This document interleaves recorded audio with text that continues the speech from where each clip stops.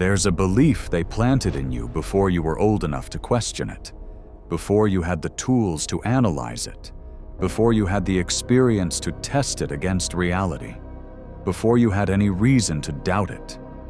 They planted it carefully, systematically. Through institutions, you were taught to trust, comfortable, organized, seemingly fair. They called it meritocracy. The idea is simple. You get what you deserve. Work hard, get rewarded, perform well, advance. Follow the rules, win the game. The best man gets the job. The most prepared person gets the promotion. The most talented individual rises to the top. Sounds right, doesn't it? It's supposed to sound right. That's the entire point. Because while you're busy believing that, while you're grinding, optimizing, certifying yourself, building your resume, doing everything by the book, someone who put in half your effort just landed the position you spent 3 years preparing for. Not because he was better, not because he was sharper, not because his work was superior in any measurable way, because he played golf with the right person on a Tuesday afternoon. Does that make you angry? Good. Hold on to that. But understand something first. The anger is only useful if you direct it correctly. Most people direct it at the unfairness of the system and stop there. They use it to justify bitterness, stagnation, victimhood. They build an identity around being the person who deserved more than they got. That's a dead end. The useful response is different. The useful response is to stop pretending the game works the way they told you it did, and start learning the actual rules. The school system was a masterpiece of controlled conditions. Think about what a test actually is. You sit down, you have a fixed amount of time. You face a set of predetermined questions with predetermined correct answers. One right answer per question. Full credit or zero. No context, no history, no human variables, no relationship dynamics, no timing, no luck. It's a sealed environment, sterile, artificial. And within that sealed environment, meritocracy works perfectly. The student who studied more, retained more, and performed better under pressure gets the higher score. That's real, that's measurable, that's fair, in the purest sense of the word. The problem is that nothing outside that room works like that. And instead of telling you that, instead of preparing you for the radically different logic of the world outside the exam, the system sent you out there with the exam mindset fully intact, as if the rules were universal, as if life would evaluate you the same way a standardized test does. It doesn't. In the real world, the variables they removed from the exam are exactly the ones that determine your outcomes. Not your score, not your credentials, not your raw performance in a vacuum. Who recommended you? Who vouched for you? Who was in the room when the decision was made? Who liked you enough to take a chance on you before you had a track record? Who trusted your character based on a conversation over dinner rather than a portfolio review? I'm not saying competence is irrelevant. It's not. But competence is the entry fee, not the prize. Competence gets you considered. What actually determines the outcome is far more complex, far more human, and far less predictable than any rubric. The person who gets hired over you might score lower on every technical metric, but if they make the decision maker feel comfortable, if there's an existing relationship, a shared context, a pre-built layer of trust, they win. And they should win from a certain perspective. Because trust is real. Because relationships carry information that a resume cannot. Because human beings are not machines evaluating inputs and outputs with perfect objectivity. In adult life, 1 + 1 is not always 2. 1 + 1 can be 0 if you're the wrong person in the wrong room. 1 + 1 can be 100 if you're the right person at the right moment with the right relationship already in place. That's not a bug in the system. That's the system. And once you accept it, truly accept it, not as cynicism, but as clear-eyed understanding, you can start operating within it instead of being constantly blindsided by it.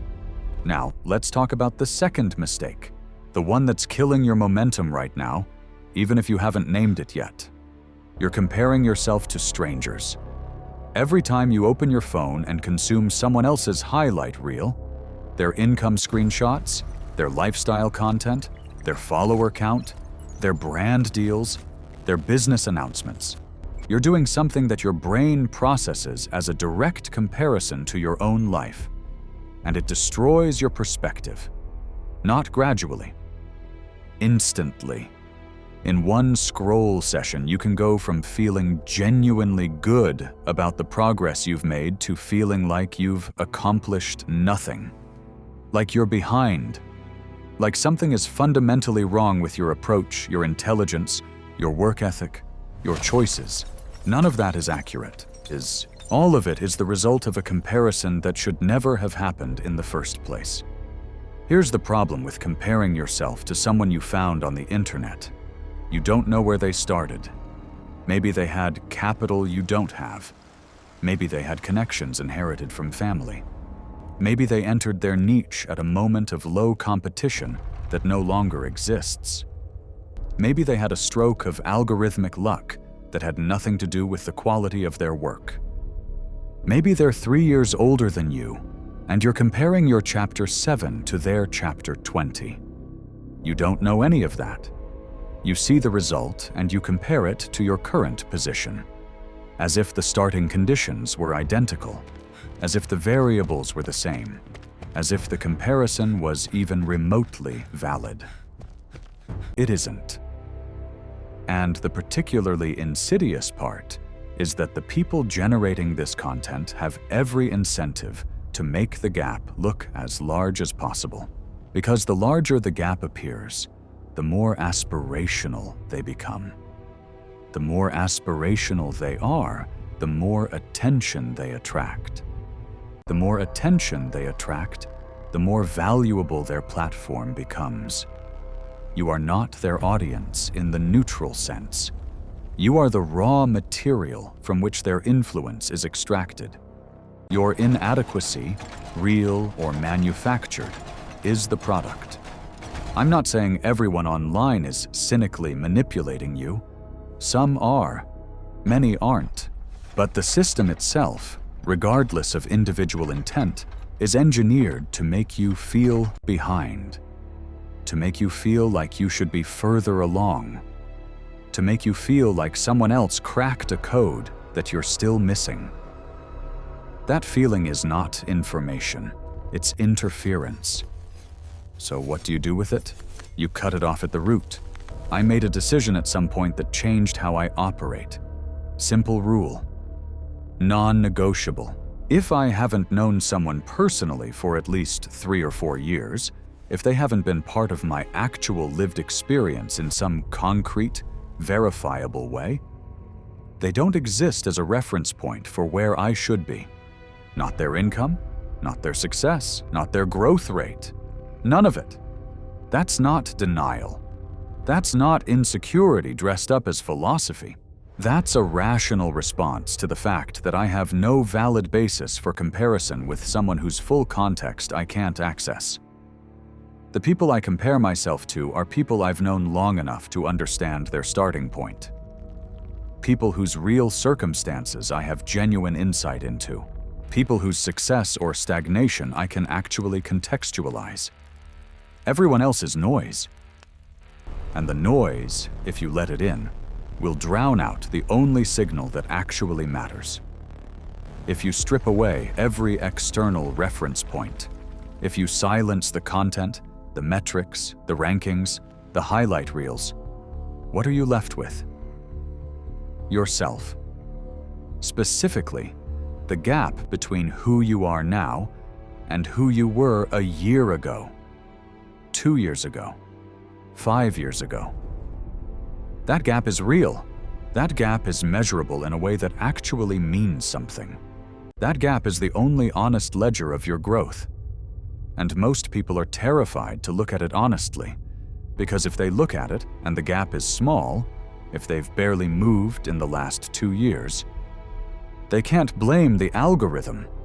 They can't blame someone else's unfair advantage. They can't blame the market or the timing or the competition. They have to face the possibility that they've been busy without being productive, active without being effective, moving without going anywhere. That's a confrontation most people avoid their entire lives. But here's what happens when you stop avoiding it.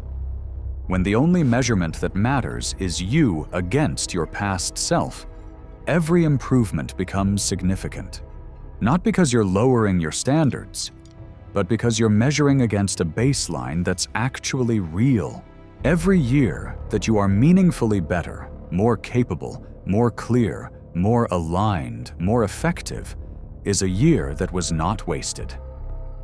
Year over year, if you hold yourself to that standard consistently, the compounding effect is extraordinary.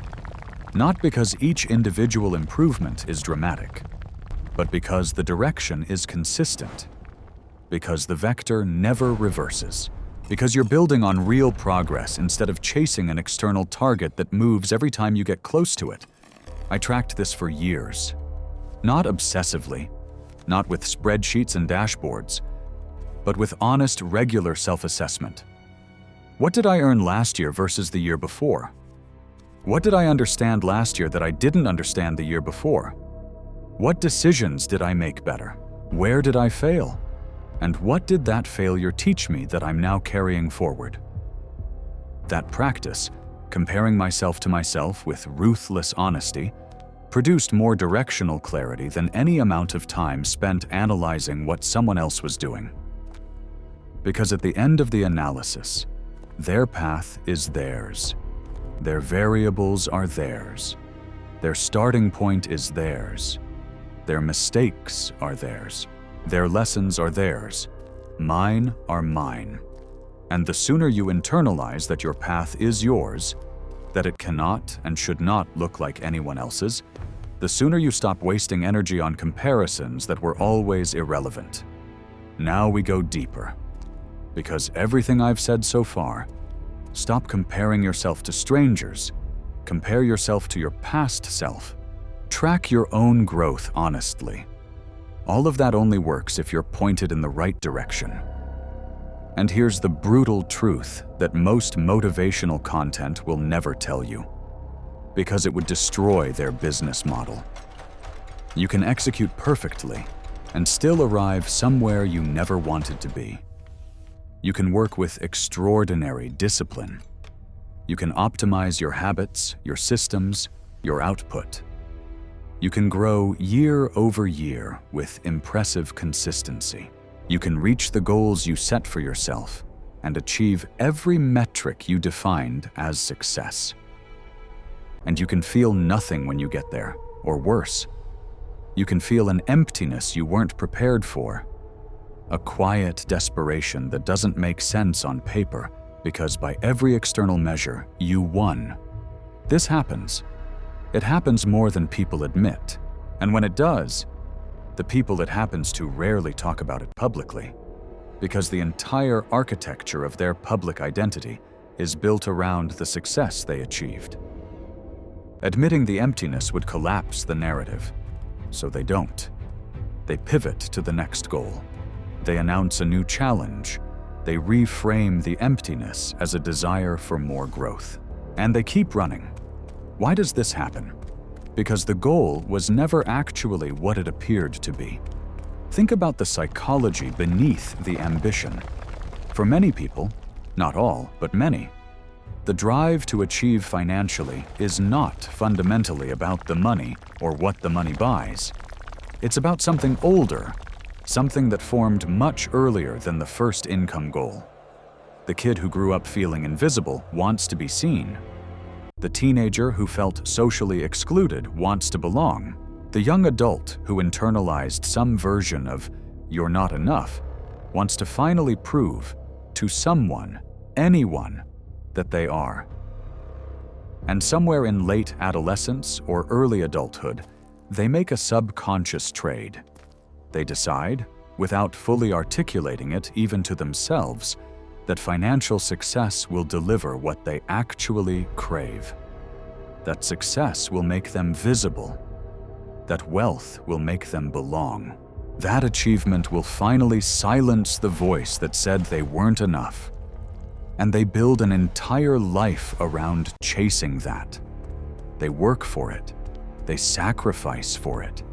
They delay relationships, health, joy, presence, all in service of this goal that they've labeled financial freedom, or building something, or making it.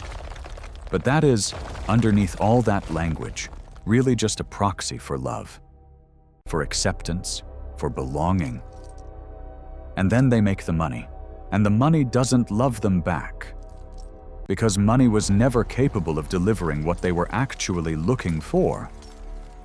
The void that needed to be filled was not a financial void. It was a human void, a relational void, an internal void that no income statement can address. And that's when the real crisis begins. Not the kind you see from the outside. Not the dramatic collapse. The quiet kind. The kind where everything looks right and feels wrong. The kind where you've achieved what you said you wanted, and you find yourself lying awake wondering what the point was. That is not a failure of ambition. That is a failure of self-knowledge. And the earlier you catch it, the earlier you're honest enough with yourself to look beneath the stated goal and ask what you're actually chasing, the less of your life you sacrifice to the wrong direction. So let me ask you directly, not what do you want to achieve? Not what are your goals for the next 3 years? Not what does success look like for you? What do you actually want? Strip away the performance. Strip away the version of the answer you'd give in a job interview, or on a podcast, or in front of people whose opinion you care about. Strip away the answer that sounds ambitious enough, strategic enough, worthy enough of admiration. Just you, alone. No audience, no judgment. What do you want? Do you want time? The ability to exist outside a schedule that belongs to someone else? The freedom to decide how each day gets used? Do you want depth of connection? Relationships that are real, reciprocal, and not contingent on your status or your output or your usefulness? Do you want mastery? The feeling of being genuinely excellent at something that challenges you, not for recognition, but for the internal satisfaction of knowing you've pushed against your own limits? Do you want peace? The absence of the constant low-grade anxiety that comes from always optimizing, always measuring, always needing to be somewhere you're not? Those are real answers. They're worth building toward. But they require different things. They require different sacrifices. They require different strategies. And crucially, they require honesty about what they actually are. Because if you want connection, but you've convinced yourself you want money, you'll accumulate money and still feel disconnected. If you want time, but you've convinced yourself you want status, you'll achieve status and still feel imprisoned. If you want peace, but you've convinced yourself you want recognition, you'll become recognized and still feel relentlessly unsettled. The translation matters. The root, honest desire, clearly named, becomes something you can actually build toward. The proxy, the substitution, the socially acceptable version of the true want, becomes a treadmill. I know which one I've been on. I know what it cost me, and I know what changed when I stopped running it.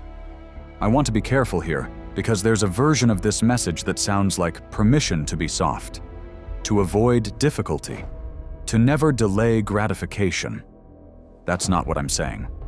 The path from where most people are to where they want to be, genuinely want to be, at the level of the honest answer, requires sacrifice. Real sacrifice. The kind that costs you something you didn't want to lose. There will be periods of your life where the work demands more than feels reasonable, where the relationships suffer because you don't have the bandwidth to give them what they need, where you miss things, lose things, delay things, because the foundation you're building requires a level of focus that is incompatible with comfort. That's not dysfunction. That's investment. But there is a critical difference between sacrifice that is pointed, sacrifice that you understand, that has a clear purpose, that is leading somewhere you've actually chosen, and sacrifice that is reflexive. Sacrifice that you're making because the culture told you that grinding is virtuous, or because you're running from something, or because slowing down would force you to confront a question you're not ready to answer. Pointed sacrifice has a horizon. It ends, not perfectly, not with a clean finish line, but it transitions. The season of building gives way to a season of living what you built. The period of focused accumulation gives way to the ability to deploy what you accumulated towards the thing that actually matters to you. Reflexive sacrifice doesn't end. It just escalates, because it was never serving a real purpose, so it can never reach completion. There's always another milestone that justifies one more season of delay. I sacrificed years, real years, years that cost me relationships I would have wanted to keep, experiences I would have wanted to have, versions of myself I would have enjoyed being. I made that trade consciously, with a clear understanding of what I was trading and what I expected to receive in return. Not because someone told me success required suffering, but because I did the math on what I actually wanted: the time, the autonomy, the ability to be fully present with people who matter. And I understood that those things required a foundation. That foundation required resources. Those resources required a period of disproportionate input. So I gave it. And the transition happened. Not all at once, not dramatically, but the season changed. And when it did, I recognized it, because I had been honest with myself about what I was building toward. That recognition only happens if you knew what you were building.